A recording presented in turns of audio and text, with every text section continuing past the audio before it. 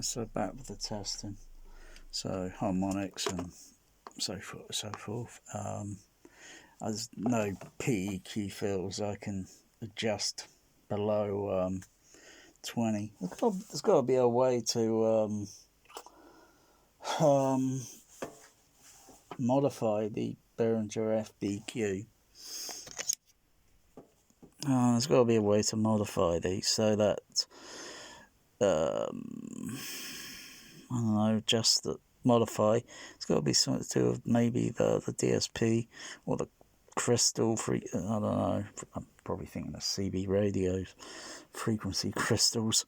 There's got to be a way to sort of like modify it. So then, I'll zoom in.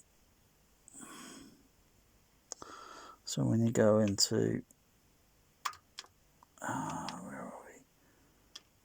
There's the frequency, that's level. Oh yeah, that's frequency, okay.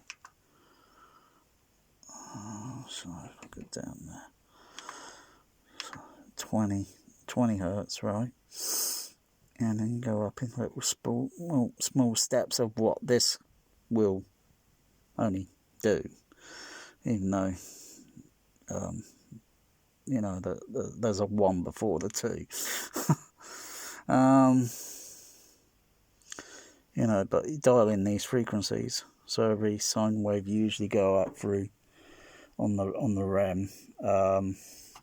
You can go up in octave steps or manually go up at 0.5 steps each time, and then watching the level so that theoretically it should be the same level, but that's not going to be so, because if you were to do a frequency sweep of the direct signal output from the processor, AVR, whatever, it's going to be a frequency slope, and so forth. You've got to follow that curve, that slope, you know.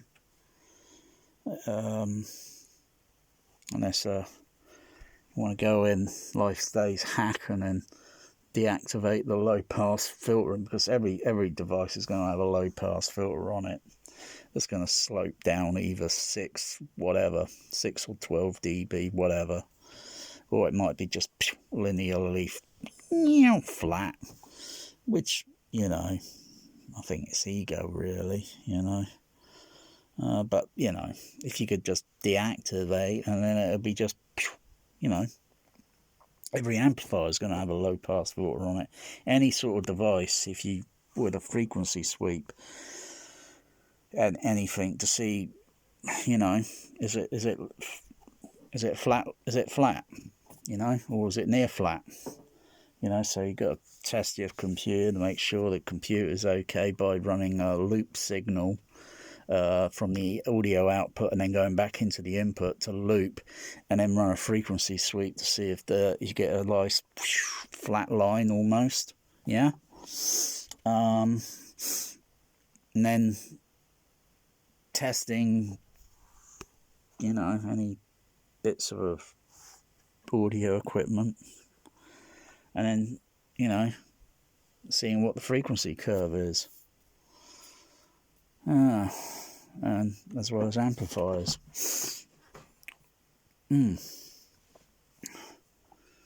That's what's gonna, you know, you're gonna have to take into account, and then that sub or whatever driver is gonna have a specific frequency curve to it, you know. Some frequencies are gonna roll off very, you know. You could push it a little bit, you know, as long as you don't have stupid excursion moving around, because what the heck's that supposed to prove? I really don't know. I mean, does everyone crank up their surround channel only, or their Atmos overhead speakers and watch the excursion level moving around? Yeah, well, I don't think you're going to see a whole lot of action going on the overhead with that sort of thing. So, yeah. Might see a bit more of that on the regular surround channels, or maybe the back surround channels. Sometimes, but you're not going to see a whole lot of it going on in the overhead. Oh gosh. But sometimes it occasionally, you know, comes in there. Don't know why, but just does. But I don't really use the Atmos much here now. At least that's why it's all universal. You know, I could play mono. Even the actual proper mono Academy curve. Yeah, I don't think a Denon or any top AVR on the market, not even a Trinov, I don't think can do a proper mono Academy curve. Oh, why would you want to do that? Yeah, but some people might be into watching Casablanca, you know.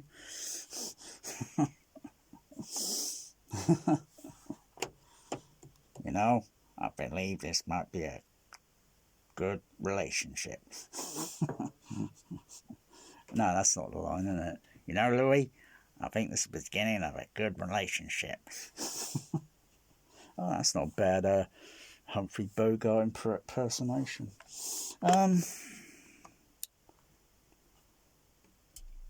Yeah, so going up in frequency here, I'll just move that down a bit. Let's pop it there. So go up in the octaves frequency. Okay, back there.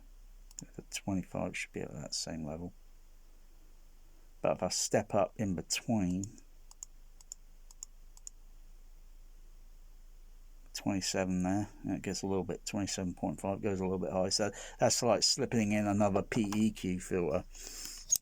Most people would probably use an FBQ, just mute as just the one channel, not one channel, the say left or the right, and just use just 20 bands.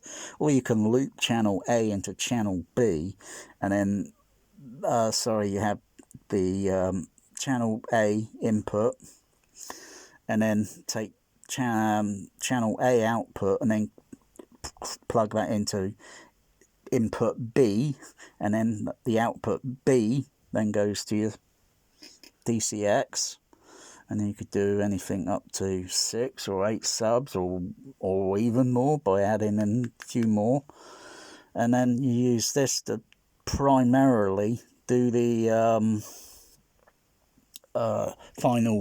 finalization of balancing all the tones out, and then use the DCXs to just make minor corrections to the individual subs, and then, like I say, use that to finalize it, as well as you can use the delays or phase adjustments on the DCX to adjust, and then you move the microphone around the room, or place several microphones and use an audio mixer and place several microphones around the room, on the floor, on the seats. Yeah, just literally randomly dangle it on the back of the seat. You know, it really doesn't matter. You don't have to have it a little bit forward, or you can put, you know, just microphones literally all around the room, literally. I mean, because it's pressurizing the room, isn't it? Why do people go to enormous lengths with spending huge amounts of money, and yet at the end of the day they only got one blooming microphone? I'm running at least 6 microphones. I can either patch it through 4 microphones onto this Behringer audio mixer, or I could use the other audio mixer, and I can go up to about 8 microphones. Or, like I say, if I had, depending on your fancy, if I had another one of these audio mixers, I'd just link one audio mixer to the other audio mixer, and then I can then have up to 1, 2, 3, I don't know, 8 microphones, and then I could do 16, get another one of these here, and I could do 16 microphones, and then all plugged into the computer, and then I could sort of like check what's going on in the room. Yeah, then you get really critical in the sub bass.